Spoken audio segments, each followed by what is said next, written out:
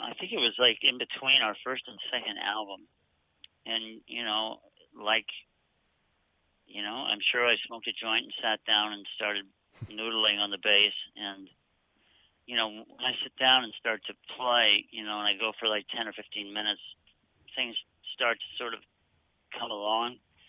It's sort of like, envision a river going by and everything. Every once in a while, there's something floating in it that you want to pick out. And so, I don't know, I just kind of liked the way that little bass thing sounded, and I just kind of stuck with it and kept messing around with it. And I think I timidly played it for Steven when we were working on probably Get Your Wings, and he was busy doing something else. He's like, yeah, that's okay, all right, but how about this?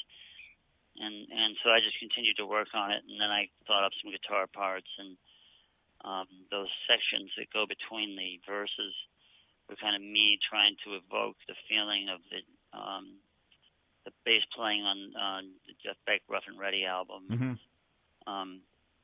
So, I kind of had that all, and we went in and did the basic tracks for Toys in the Attic, and we got all the way to the end, and Jack said, you guys, we have an extra day.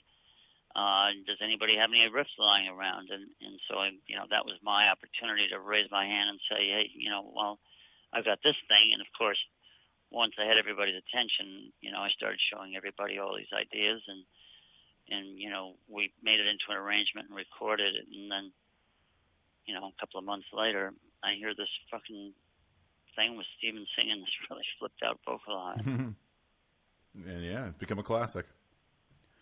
Yeah, I know. It's kind of funny to think that, there's a bass riff can be a hook, but I guess it can't.